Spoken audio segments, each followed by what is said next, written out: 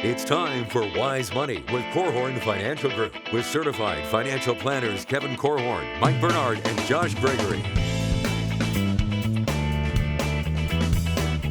Welcome to another episode of the Wise Money Show with Korhorn Financial Group, where every week we're helping you take your next wise step in your financial life. Thanks for being here, friends. My name is Mike Bernard. I'm your host. I'm also one of the certified financial planners here in the studio. With me is my business partners and fellow CFPs, Kevin Korhorn and Josh Gregory.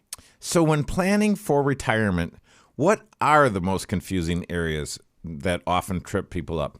It turns out the most confusing areas are connected to some of the most important decisions and ones that have painful consequences if you get them wrong or make a mistake. So we're going to bring clarity to that confusion on this episode of Wise Money. That's right. That's right. We'd love to hear from you. If you have a question, you have any needs, we can help. We can whatever. Just reach out. We'd be happy to. Call or text us 574-222-2000. That's 574-222-2000. Online, wisemoneyshow.com. Then all over social media, wherever you're at, we are there as well. Search The Wise Money Show. Your CFP is sort of, this could be confusing. Well, why do you need a CFP?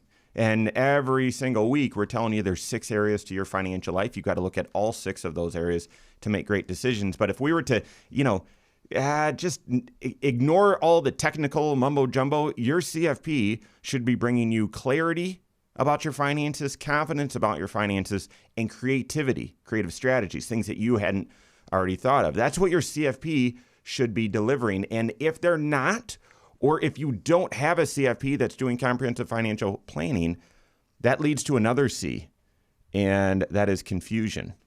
Specifically, saw an article recently about the 5 biggest areas of confusion when planning for retirement, and it was good. It wasn't great.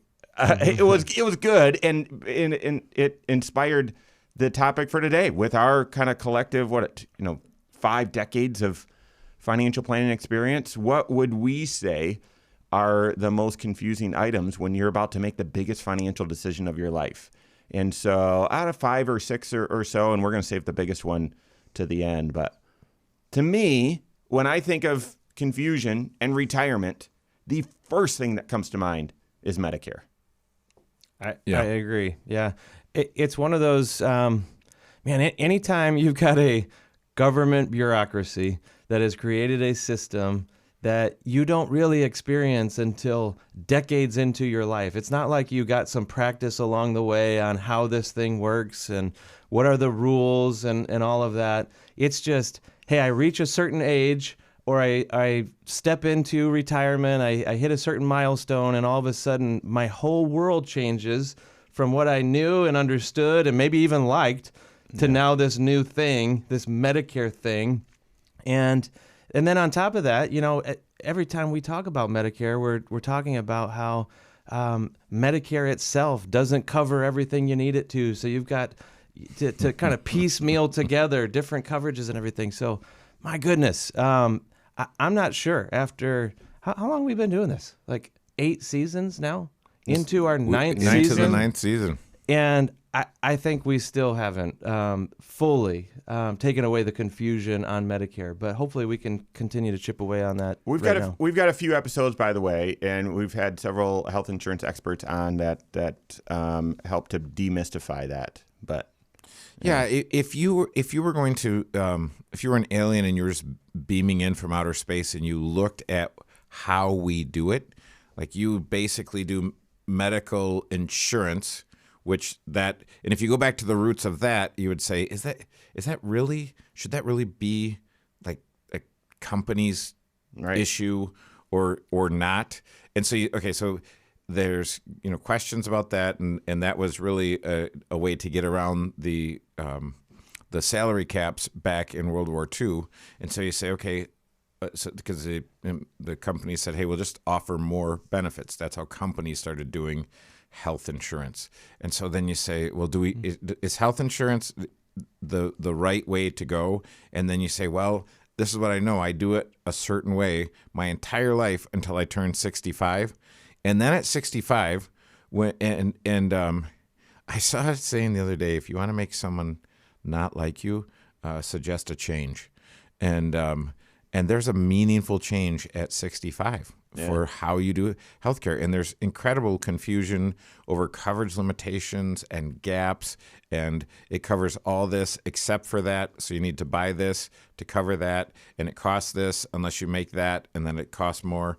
And so people, it can be very frustrating. And I guess it's just part of the system. At age 65, when you think of your financial operating system, you get a new system dropped in, and you have to update. This is such a significant area of confusion. We can't spend the entire episode diving in and explaining all the differences, but at a high level, one of the things that makes this confusing is when you say or hear the word Medicare, you could mean a couple different things. Yeah. It's the same word. It means there's different meanings to it.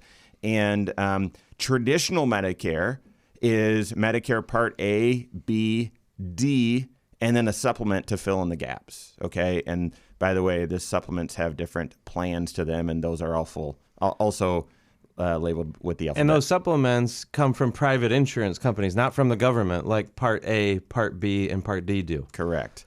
And then, so that's traditional Medicare. That's what most people do. But there's for some, they see an advantage in going with the other part of Medicare, which is Medicare Part C, which is Medicare Advantage. And that is where you're paying for Part B, but you're sort of opting out and going with Part C, and that is your entire Medicare is managed by a health insurance company. So that's the biggest health insurance decision you're going to make in your life. You're eligible at age 65, unless you've got a couple of other circumstances, been permanently disabled for at least 24 months, end-stage renal disease, a few of those sorts of things. So for most of us, it's age 65. If you're still working and are covered by a qualifying or creditable coverage workplace retirement plan, you can delay that. You can stay on your employer's plan, but then when you retire, you've got a very small window. You got to jump on Medicare. So yeah, and guys, it's very different. It's very different than what you were used to. It is, and it could be better than what you're used to as well. So confusing, complicated, maybe a moving target from the pricing standpoint, depending on what tax income level you're at. All of that can make it a little bit of a moving target from a planning perspective as well. But I tell people all the time, listen, when you get to retirement and you put in place all these layers of insurance, and yes, they're going to cost some money. We build that into the forecast for your retirement, almost like another budget item in retirement. But when you have that in place, most of our clients report to us, man, this is the best insurance I've ever had. Mm-hmm. You know, after some major medical event, they're waiting for the bills to roll in, and they don't. Right. I got a knee replacement. It was the bill was $56,000, and I had to pay $62,000. So how do you avoid the confusion? And number one is through that financial planning process. Your CFP, as they're helping you prepare and plan for retirement, they're going to be talking about, they should have a placeholder in your plan about here's how much it will typically cost for your health insurance. And they'll start explaining a little bit of the Medicare system.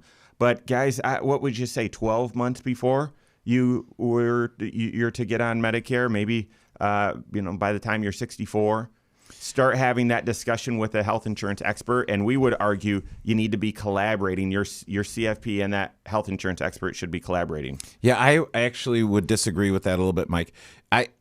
I think when you hit 55, and I don't know what exactly the perfect age is, but there's a point in time where career-wise you're likely towards the top of what you're going to be earning, and your kids are likely out of the house. They may already be educated. You may have paid for a marriage, and they're finally getting off the dole. And so now you have greater income than ever, and you're starting to ask some of the questions. Hey, how much? All these questions that are related to retirement planning. Yeah. But you should say, hey, from 55 to 65, what will my healthcare coverage look like? And you want to be working with your certified financial planner who can explain it to you, because I don't know about you, but at 55 myself, I need to hear things several times. Yeah. Your CFP along the way, as they're doing planning in that retirement red zone, those final stages, they're going to be explaining this. They're going to be teaching it. They're going to be preparing you.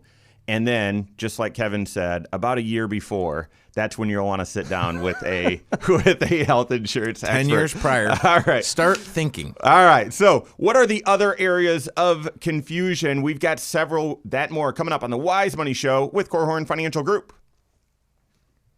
Hello, YouTube. Thanks for being here. This is the Wise Money Show. What you're watching right now is our weekly 1-hour talk show that airs right here on this channel, 10 a.m. Eastern Time every Saturday morning, and also on podcast at the same time, but also a couple local radio stations as well, which is why the content is structured and broken up the way that it is. If you are looking for more specific content or shorter content or something, just punch it to me, guys. Stop all the words and the discussion. Well, we've got that for you as well right here on this channel. Next Wise Step videos that air every single day of the work week, taking one financial concept, applying it directly to your financial life. So make sure you hit that subscribe button, turn on notifications if you like the content, leave questions as well. We appreciate it. All righty. So you were saying a year before retirement, connect with an insurance specialist so you can get your ducks in a row. You're saying 10 years before, start talking with enough. your CFP, though. Two different conversations. And here's before why. I said the 1 year, I said your CFP will be explaining it to you along the way while they're doing the planning. No. So some people need to hear things. Do you want to know Do you want to know the other right around age 55? It's about Right 10 years before retirement. No. Things Okay, repeated okay. for yourself. All right. Listen, That's great. you guys are about as funny as a rubber crutch. So listen, I'm going to tell you something. You want to know early on because you need to plan for what your income going to be, because you might be paying for hubby and wife $500 a month forever for Medicare Part B. And the question is there anything you can do by the time you're 63? Because if you haven't done it if you haven't dealt with your income by the time you're 63, it's too late. Yeah. So then you're 64 and you're like, okay, well, I know that smart guy on the radio told me I needed to tune in 1 year before I needed this. It's too late. Okay. Since this is bonus material, you got to explain why 63. Well, because it's the prior year. Because all this stuff makes sense, Josh. No, it's because when you look at your income, what you pay for Part B is going to be based on your income, of course. So with Part B, you pay for it no matter what. When you sign up for Medicare, you're paying for Part B. It's $160 a month. Unless it's not. If your income is below a certain level. A lot of the folks that we work with, they would love to pay $160 a month. They're not. They're paying somewhere north of around $500 a month per spouse. So you said, and it was interesting because I would agree with you. It could be better than the insurance that you're used to, and that is truly the case for some folks. I'm telling you, it'd be way more expensive though. It could be more expensive than you've ever paid for it. Yeah. Now, you've ever paid for it. It's likely your company was paying considerably more, but you out of pocket, which is why, and I know this is probably a different show, but this is why you stack your HSA full of cash so that when you get there, if you're paying $1,000 a month, you can pull $12,000 a year out of your HSA. It's in the outline. It's in section 3. No. So you didn't hear me say all along in the planning process, you should have the expense laid out in your plan. You didn't hear me say that. Oh my word! Let's cut it back.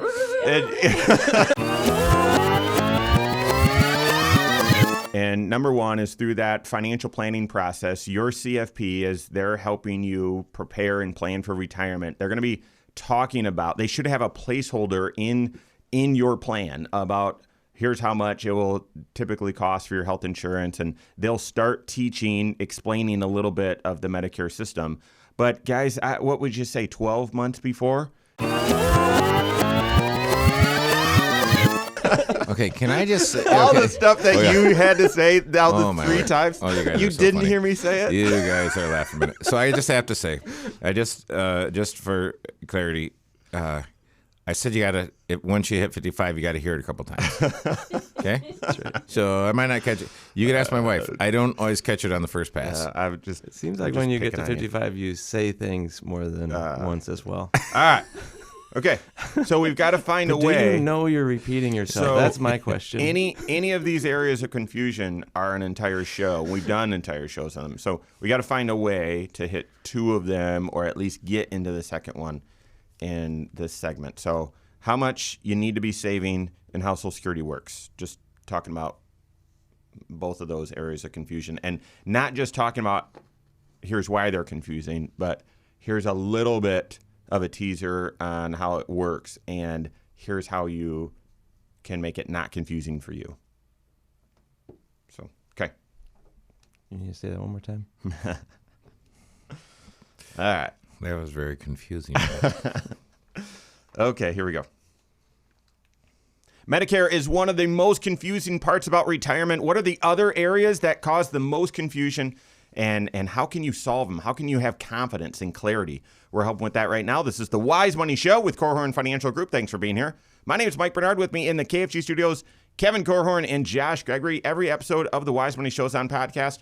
Wherever you listen, go check it out. Kevin turned me on to an unbelievable podcast recently. Founders. And that's not a plug. But my goodness, if you're entrepreneurial, if you are... We'll put a link in the description below. My goodness. It is. Lindsay, don't miss awesome. that. So yeah, that's good. Wherever you listen to podcasts, search the Wise Money Show. Subscribe, follow us there.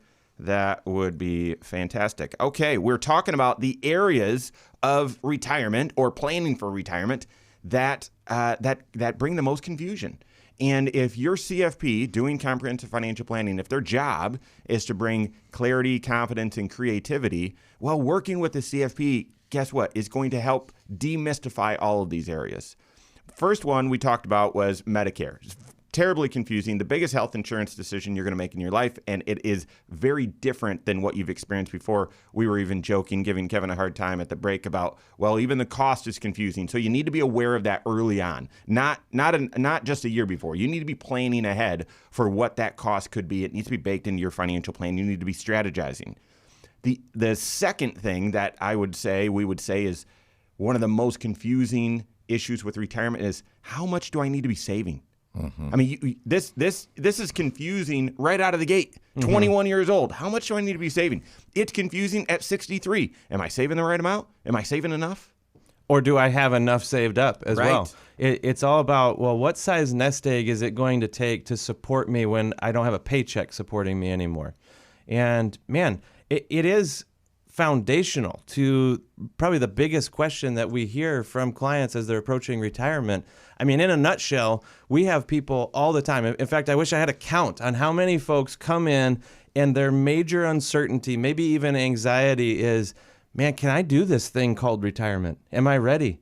Do I have enough? Yeah, we're actually going to be breaking that down, some recent data, survey, all that sort of stuff next week's show. So make sure you tune into that. You know, there's a lot of people who have tried to boil this concept of how much do I need to have saved or how much do I need to be saving down into just rules of thumb. You know, certain multiple of your earnings by the time you get to such and such an age, or just save this percentage of your paycheck and do it for your whole career, you'll be fine. And that may be a good starting point just to get people into the habit of saving, get them in the pattern and the rhythm of just always setting aside a portion of every paycheck for this longest term goal, this huge goal of retirement. But at the end of the day, everybody's retirement plan is different, right? Yeah. Everyone has a different picture of what that stage of life is going to look like, and therefore what kind of cost is going to be involved? What resources is it going to take for you to be able to achieve that picture of your retirement?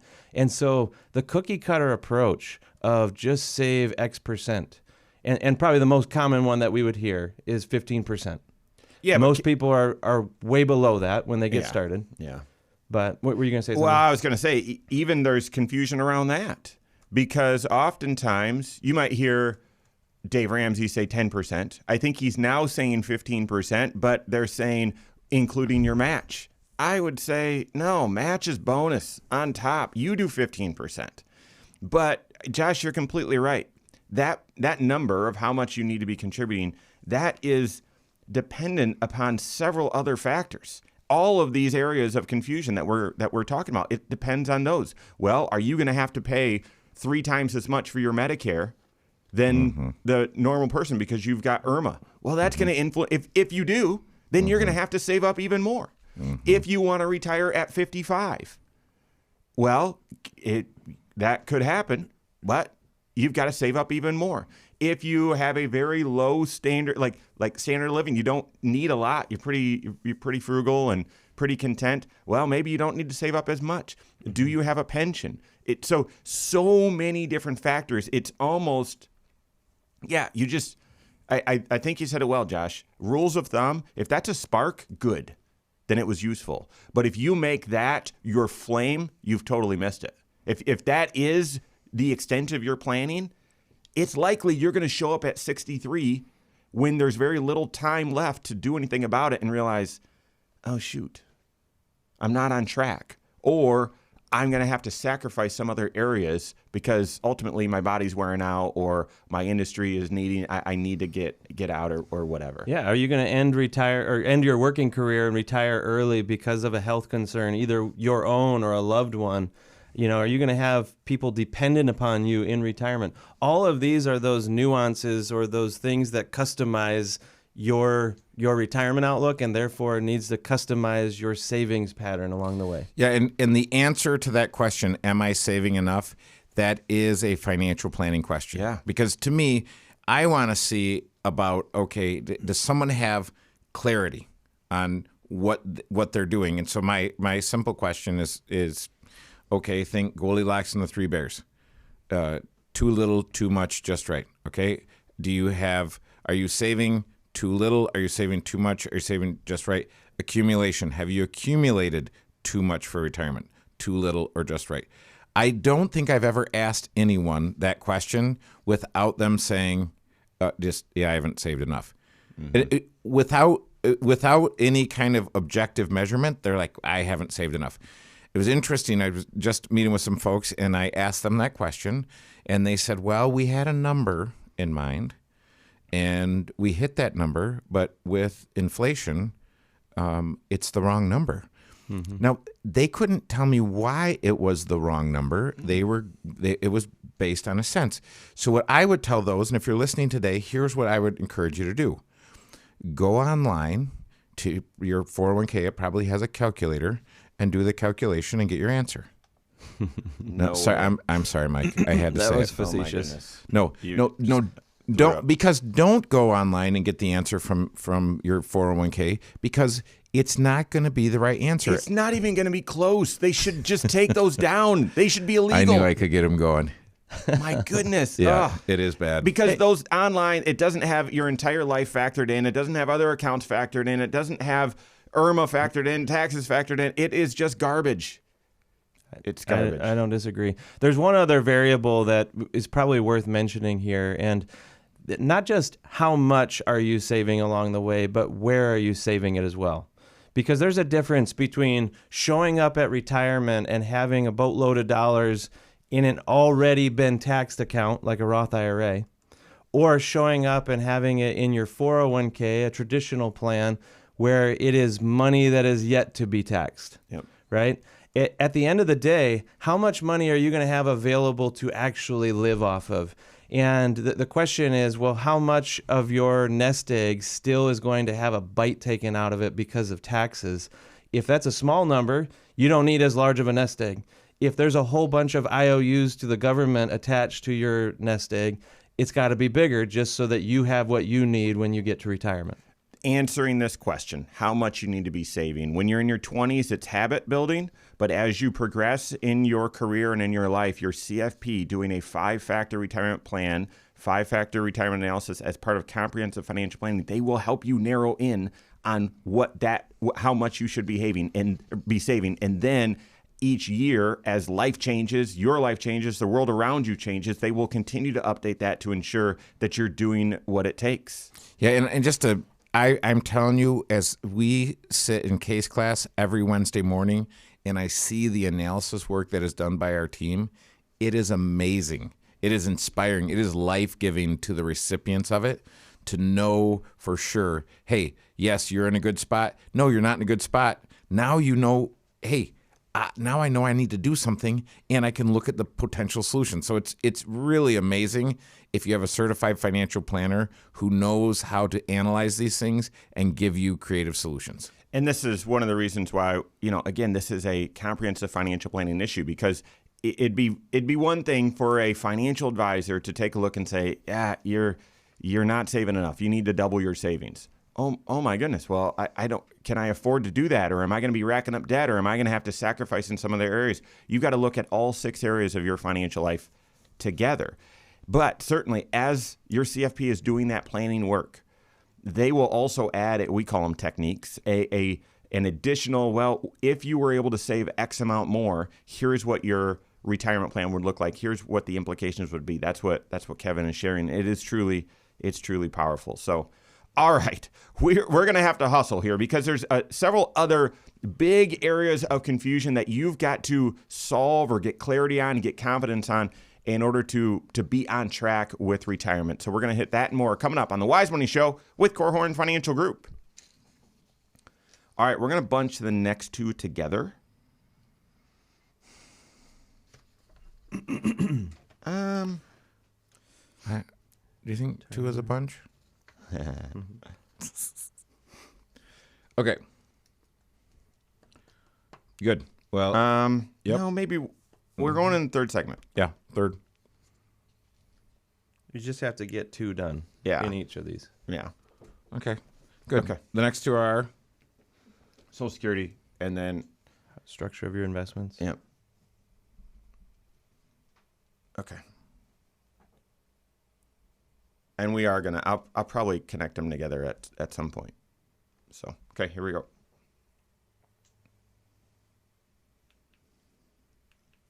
Do you have a plan for how you're going to optimize Social Security? Most people don't. They just automatically, they just make a decision as soon as they're done working.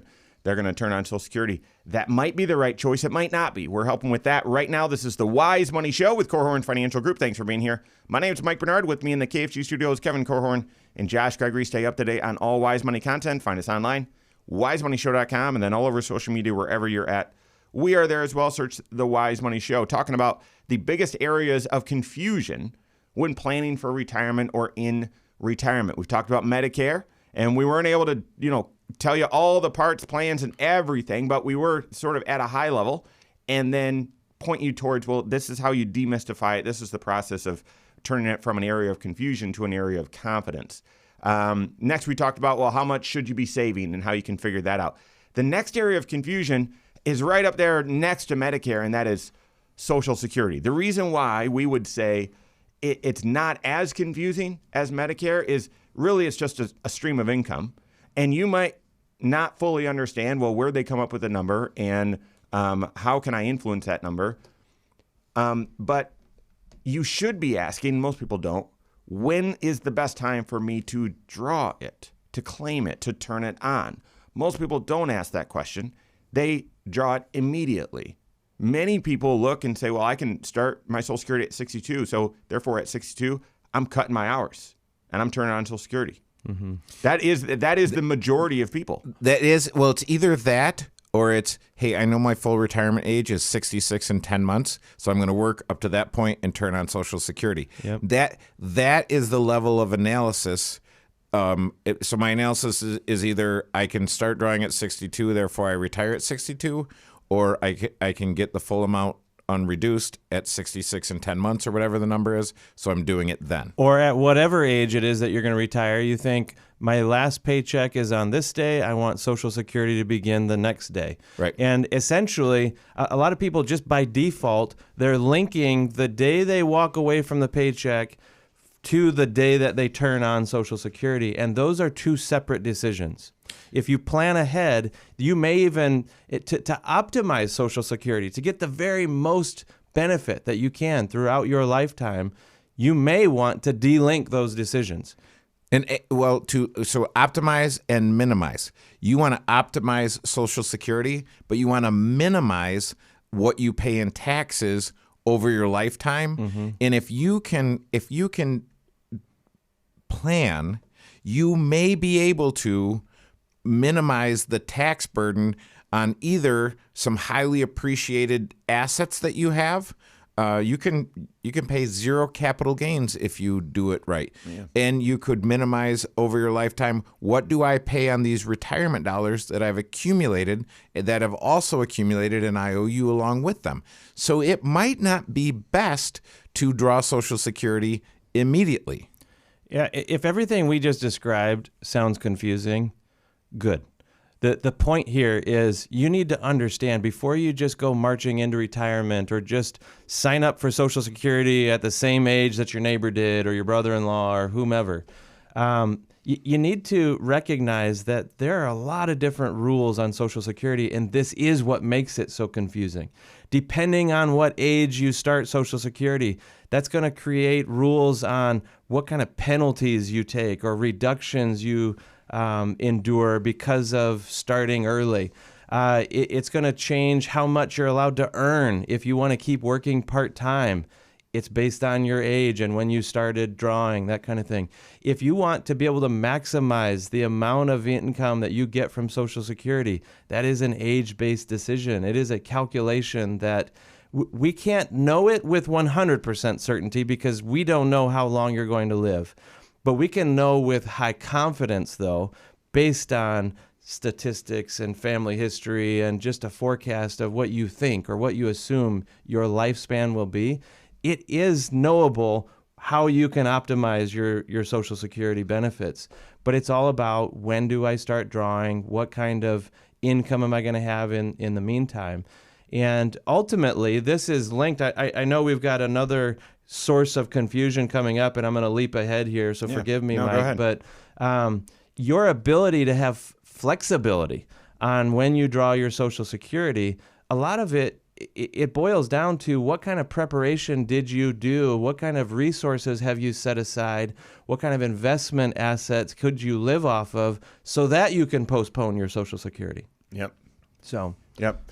So, in just real quick before we transition, we are not in it's a one-size-fits-all with Social Security. You have to delay as long as you possibly can. Absolutely not. Absolutely. You've got to look at your entire financial situation, all 6 areas of your financial life, and determine what the best drawing strategy is for you with Social Security. Not just take as soon as I'm done, I instantly turn it on, something like that. But you're right, Josh, this leads right into that next area of confusion, and that is, how do you structure your investments in retirement or to either supplement Social Security or to provide income? How should you structure your investment strategies in retirement? That's one of the other biggest areas of confusion with retirement. Right. And really almost the most important thing, which you have no control over, is the sequence of returns. Because if the first year of your retirement was 2008, you are going to be the plan that you've had all along is going to be challenged to actually pull off what it did. I remember in 2009 looking at financial plans, and none of them worked based on what happened in 2008. So I would want to make sure that I'm incredibly nimble. The interesting thing is, if you're listening today, everything has changed in the last year and a half as far as what you can get on your money when you consider like fixed income. So the yields that you can get are coming up. Now, the basket of goods and services that you need to buy, the price of that has gone up as well. But you might not be impacted by the price of housing because you might be in the house you lived in for 30 years and you hope to live in it for another 30 years. Yeah. The basket of goods and services considered for inflation may or may not have as much of an impact on you. But for sure, the sequence of returns and how your money is structured is incredibly important. And not only that, but also where is it structured? We talked about this in an earlier segment. What is the taxability of your retirement nest egg? Is it Roth IRA money or is it traditional IRA money? This has an impact on your Social Security again, right? Because one of the reasons, so I'm bouncing back now to the other topic, your investments and your Social Security, they are linked to each other or they impact each other because the taxation of your Social Security, which is one of the biggest sources of confusion in retirement for many people, how is this thing taxed? It's determined by your other sources of income. So Social Security, is it taxable or isn't it? Well, it depends on your situation. Right. You may talk to your neighbor who would swear and try to persuade you Social Security is not taxable because they haven't encountered any taxable years yet with it.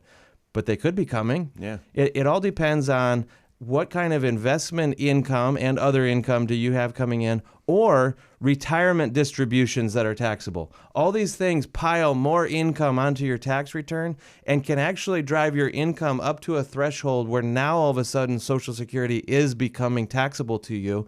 And it all has to do with how did you structure your nest egg and how are you drawing off of it? Your investment strategy in retirement, it is different than while you're working. It just is. And if I could just point to one common scenario, if you've experienced bear markets or downturns or market corrections throughout your working career, and they might have been emotionally hard for you to, just kind of muster through and all of that, but hopefully you kept contributing and you didn't make any big changes, and you just we're reminded this is for the long term. That first bear market in retirement, it's going to feel completely different than while you were working. And you're going to have this phrase that just pops up in your head. I can't afford to retire if my investments perform this way. And you need a CFP who's talked to you about how you should adapt your investment strategy for retirement so that they can show to you and prove to you, no, we've got it. We've planned for this.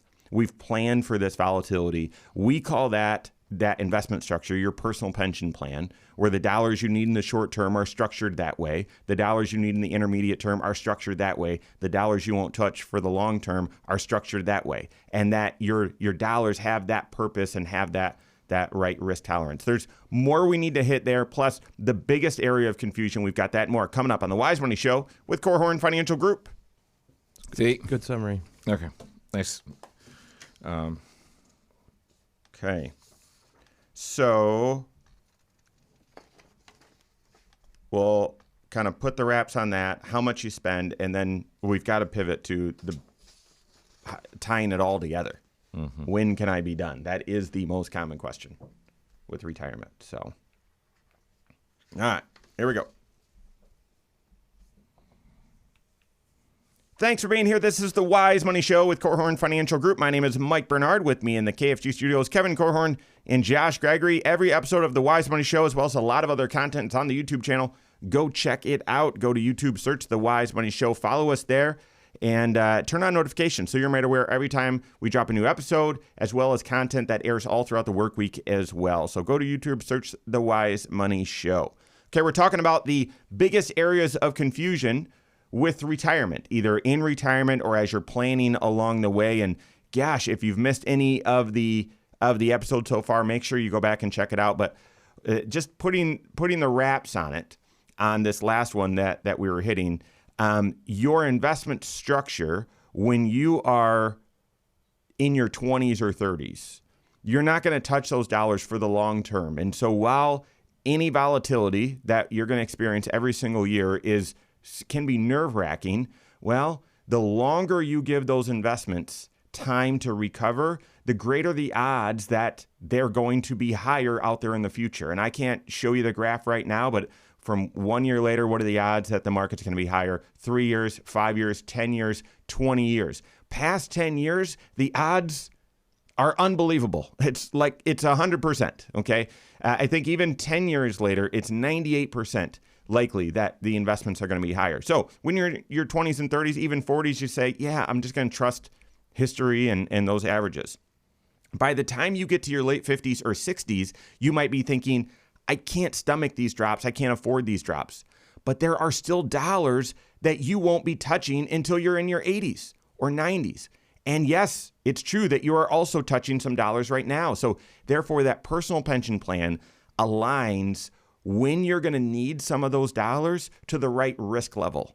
And therefore, whether it's, whether we're going to be entering into another 2008, another 2020, something like that, you should have confidence in your investment structure that you can ride through that volatility with peace of mind. So your CFP should be helping you with all of that. All right, the second to last one, the last one's sort of the culmination, the biggest area of confusion.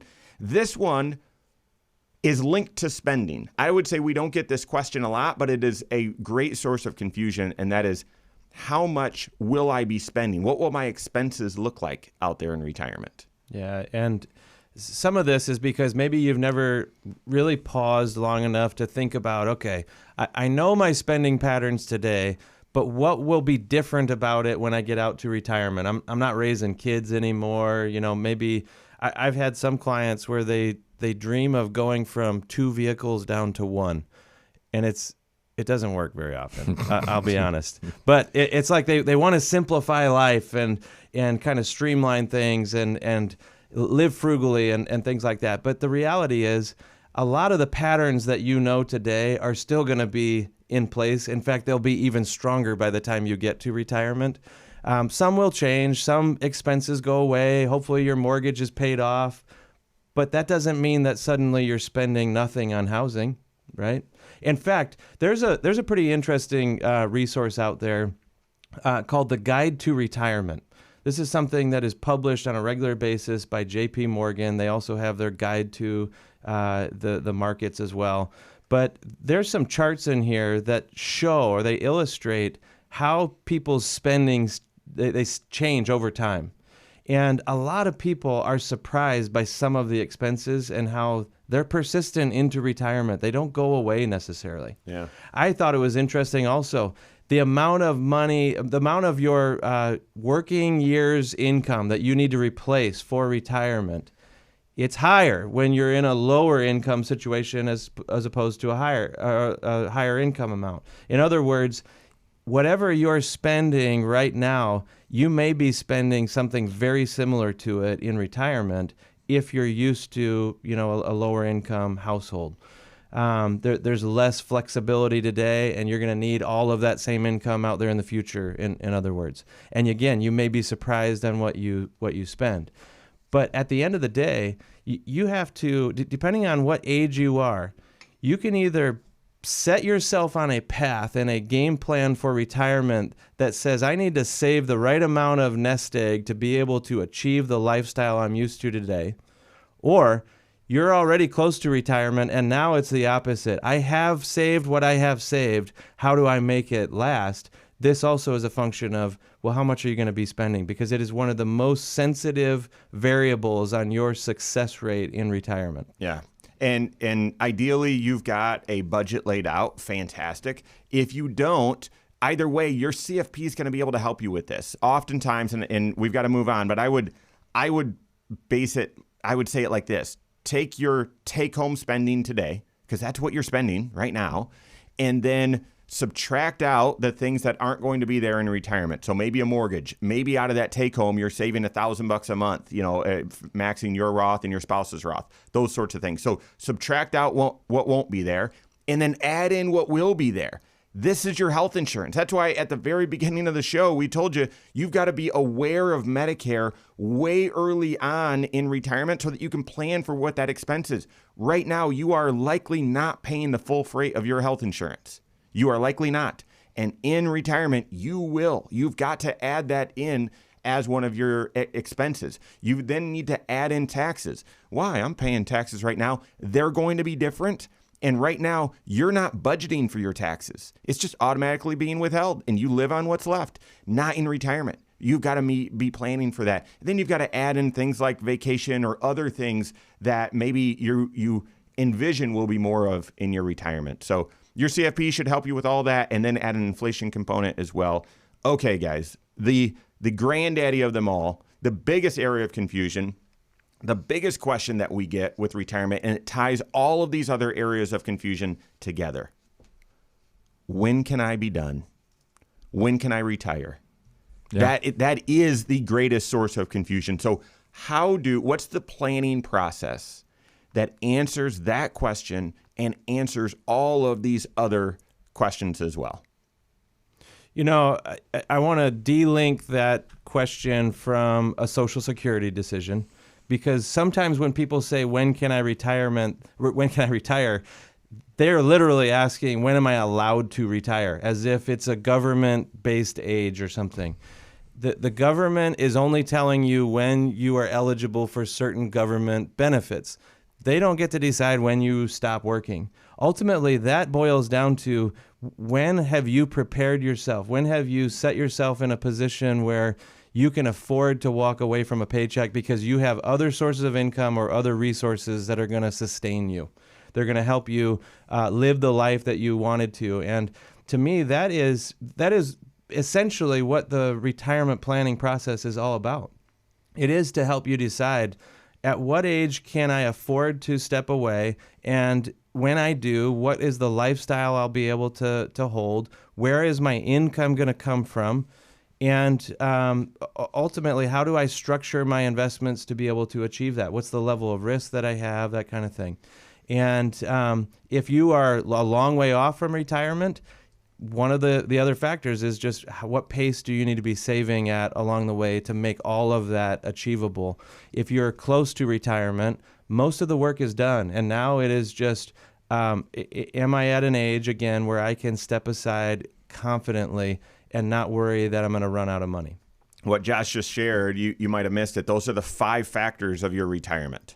And they're interrelated, meaning if you make a decision in one area, it's going to influence your choices in the other areas. What age do you want to be done? That is the question. When can I be done?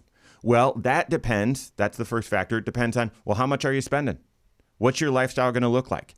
What are your income sources, and how will you optimize Social Security? How much are you saving up for retirement, and how much have you already saved up? And then how are those investments structured for risk? What's your risk tolerance? If you say, here's an example, I want no risk in retirement. None. You might need to work longer.